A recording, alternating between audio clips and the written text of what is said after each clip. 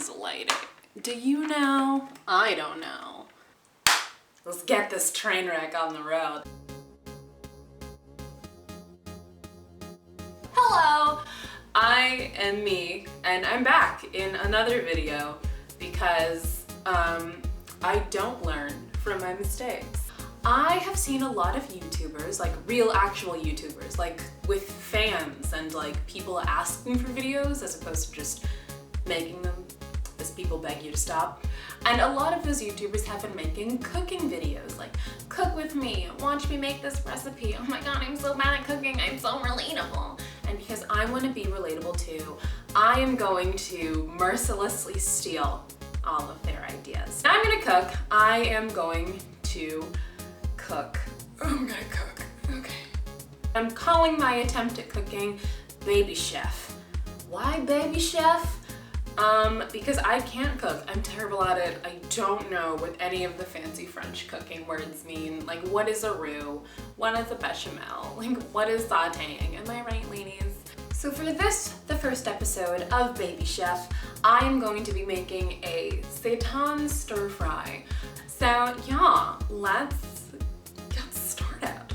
To make my delicious seitan stir fry, you will need seitan.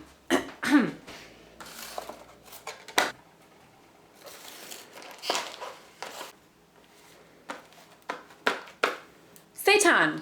Next up, an onion. Next up, a green pepper. Oh god. So these three ingredients are basically the baseline of the stir fry. Everything else is superfluous stuff to make it not taste like two bland vegetables and a weird meat substitute. So for saucening and or seasoning purposes, you will need all this other stuff. Hey guys, it's Editing Me, here to let you know that in the next minute of the video, in all the prepping shots, you can see the feet of my tripod right in the frame. So as an apology, here's 2 random clips of my cat from the background of my outro that I didn't notice until right now. Look at her go, she's so chubby. Anyway, back to the video. The first step of making the stir fry is to prepare the veggies. So what we do is we just chop up the veggies. Just kidding, can you imagine if I actually did it like that?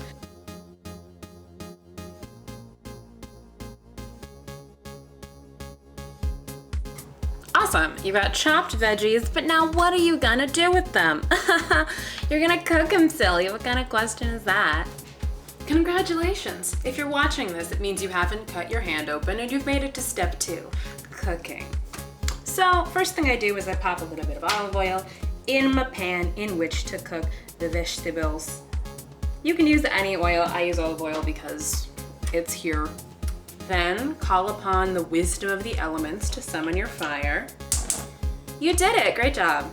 And so just let the veggies sit and cook for a while. You know, maybe like 3-4 minutes, I don't know. What's time and what's measuring? Before they get a little bit too cooked, I like to add my seasonings. At this juncture, I'm not using everything, just a little bit of cracked pepper and some cayenne for spice. I like everything super spicy, so I'm gonna way overdo it. And, you know, my stomach will attack me later for it. So while these guys are cooking, I have to prepare the seitan, and so to make sure they don't get too cooked in the interim, I'm going to pop them onto a lower heat. Just let them sit, let them process, let them befriend each other, get to know each other real intimately, and let's move on to step 3. And so we return to this horrifying angle for the next step of the process, which is prepping the seitan for eating. It's beautiful. It looks so appetizing. I'm so happy I get to put this in my body. So perfect, it's chopped. You did it, you one-chopped. Oh God, pop culture references are hard. So the way I prepare the sauce for my seitan stir fry is pretty simple and kind of weird. And if there's any 2 adjectives that are gonna be at the top of your mind upon leaving my channel, simple and weird are definitely up there. And I take some butter. You can use something dairy-free and vegan like Earth Balance or whatever you want to, but I have butter, so I'm gonna use it.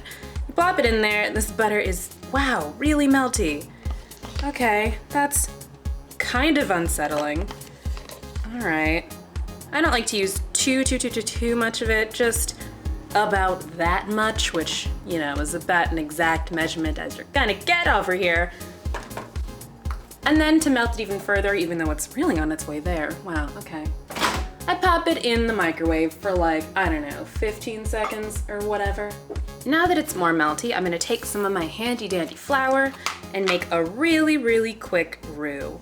I know I said at the beginning of this video that I didn't know what a roux was, but it was a lie. It was a ruse.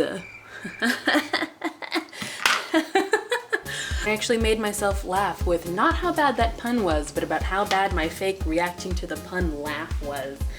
Wow, I hate myself. Perfect. Now to add the rest of the seasonings that we picked out in my montage of things you'll need. The first one is ground mustard, and I just kinda, okay, that's too much. Well, you know what? We're just gonna roll with it because we're experienced chefs, and by experienced chefs, I mean a person who doesn't want to remake this whole thing just because she poured in too much mustard powder. Next up, some garlic powder because I could use real garlic, but then I'd have to chop more, and that's a lot of arm energy that I'm not really into expending right now. Last but not least, we are going to return to my personal favorite, which is cayenne pepper. Ooh. That's the sound cayenne pepper makes when you pour it. I don't know if you guys knew that. Now take the chunks of seitan that you cut up before and just kind of gently guide them into the bowl of sauce. And as I'm doing this, I'm realizing, okay, wow, I definitely didn't make enough sauce and this isn't going to cover all of them. But you know what? It's not like I'm putting this on the internet or anything for people to see and judge me for, so it's fine if I do a really, really mediocre job at it, right? Right, okay.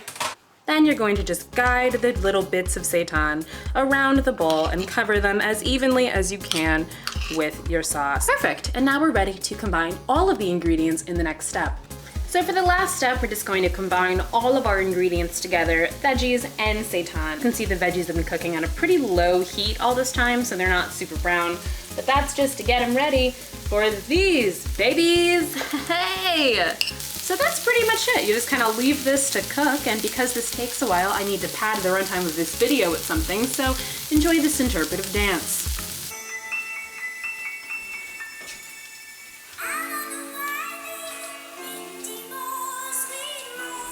Done! So now that you're finished cooking, it's time for the final step, plating. This is a pretty versatile dish. You really can plate it any number of ways. I could have made some pasta to go with it, or some noodles, or some rice. But I didn't do any of those things, which means my options are kinda limited. So I decided, just for the sake of saving face, I'm going to make a sandwich. Now, if I were a forward thinker, I would have taken some buns out of the freezer and let them defrost before I started cooking. But unfortunately, I did not do that. So for some fast defrosting, I'm gonna take this bun, pop it in the microwave, and microwave it for some time.